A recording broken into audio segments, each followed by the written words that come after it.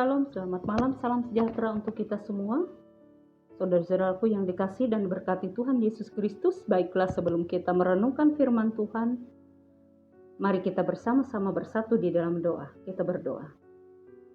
Mengucap syukur dan terima kasih kepadamu ya Allah yang sudah menyertai dan berkati kehidupan kami sampai saat ini. Bersyukur karena kami dapat bersekutu kembali bersama dengan keluarga kami masing-masing, memuji dan memuliakan nama Tuhan, dan sebentar kami akan membaca dan merenungkan firman-Mu. Biarlah firman-Mu itu akan menjadi berkat dan berkati kehidupan kami yang mendengarkannya. Dalam nama Yesus kami berdoa dan mengucap syukur. Amin.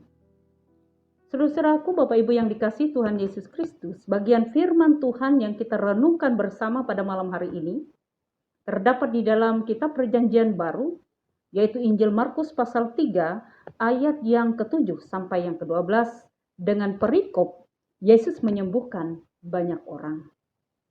Bapak Ibu yang dikasihi dan diberkati Tuhan, seberapa banyak waktu yang sudah kita berikan, seberapa banyak waktu yang sudah kita luangkan untuk Tuhan, atau seberapa jauh kita sudah mencari Tuhan dalam kehidupan kita, atau melibatkan Tuhan dalam kehidupan kita. Atau mungkin sebaliknya, kita sudah tidak punya waktu lagi untuk Tuhan. Kita sudah tidak fokus lagi untuk mencari Tuhan dalam kehidupan kita, karena fokus kita sudah habis untuk kehidupan kita. Fokus kita habis untuk masalah-masalah yang kita hadapi. Fokus kita sudah habis untuk pekerjaan kita, usaha kita. Bahkan fokus kita sudah habis karena kesesakan, pergumulan, karena setiap persoalan atau sakit penyakit yang kita derita.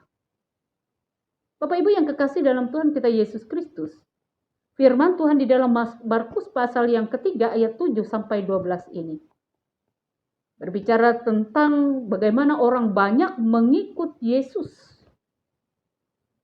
Mereka datang kepada Yesus, mereka mengikut Yesus dengan berbagai macam motivasi mereka.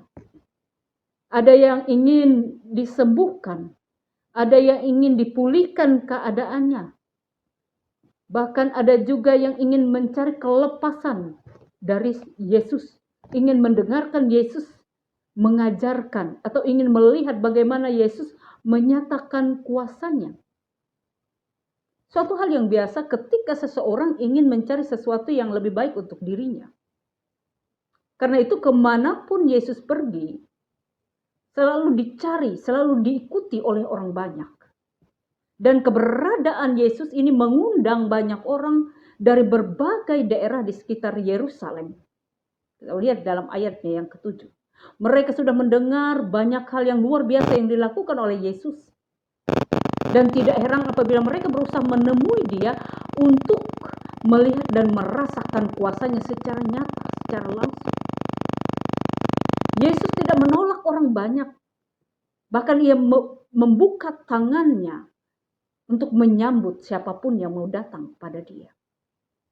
Karena banyaknya orang yang berusaha menemui dia, sehingga Yesus meminta kepada murid-muridnya untuk menyediakan perahu agar ia berdiri di pinggir danau Galilea di atas perahu. Dan orang banyak dapat memperhatikan dia dari tepian danau itu. Bapak Ibu yang kekasih dalam Tuhan Yesus Kristus, bersyukur karena apa? Karena kita memiliki Allah yang luar biasa di dalam Yesus Kristus. Allah yang mampu menolong kita dalam setiap perkara-perkara hidup yang kita hadapi, yang kita alami. Allah yang dapat menolong kita. Karena itu carilah kehadirannya dalam setiap keadaan. Karena apa? Karena Yesus menyambut setiap orang yang mau datang, yang mau mencari dia. Hidup dalam identitas sebagai pengikut Yesus, terkadang kita juga mengalami banyak hal. Artinya menjadi pengikut Yesus tidak serta-merta kita lepas dari masalah, kita lepas dari pergumulan, kita lepas dari persoalan, kita tidak sakit lagi. Tidak demikian. Tetapi ketika kita mengikut Yesus, ketika kita selalu mencari hadirat Allah dalam kehidupan kita, maka kita akan beroleh kekuatan dan penguatan di dalamnya. Bahkan Bapak Ibu yang kekasih di dalam Tuhan, kita akan memperoleh kelepasan di dalam Dia.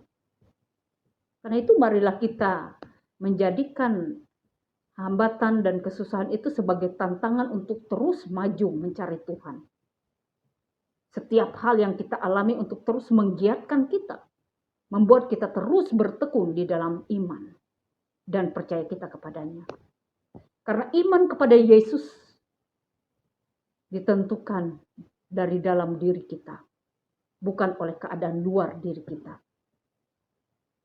Apapun yang terjadi, marilah kita senantiasa kuat dengan tekad untuk tetap mengikut Yesus dan terus mencari Dia. Jangan karena kesibukan kita, kesuksesan kita, keberhasilan kita, atau mungkin juga karena masalah-masalah hidup kita, karena sakit penyakit kita, penderitaan membuat kita meninggalkan Tuhan.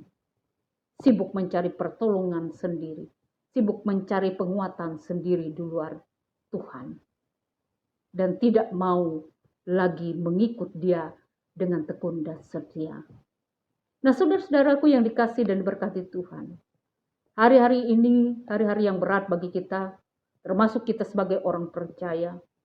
Pandemi COVID-19 belum berakhir, belum lagi masalah bencana-bencana alam dan banyak hal yang terjadi yang bisa saja membuat kita sangat khawatir, sangat takut dengan apa yang terjadi di depan kita.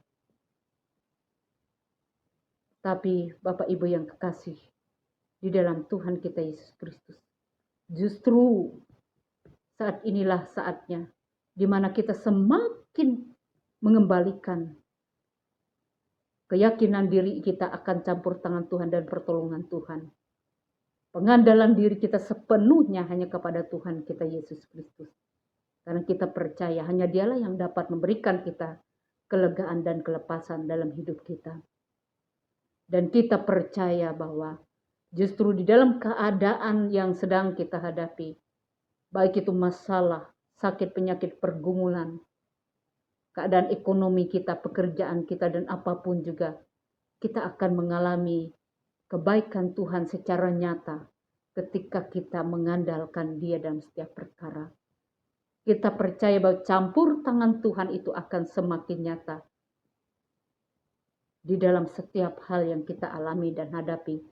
Karena disitulah kita menyadari betapa kecil dan betapa tidak berdayanya kita sebagai manusia ini.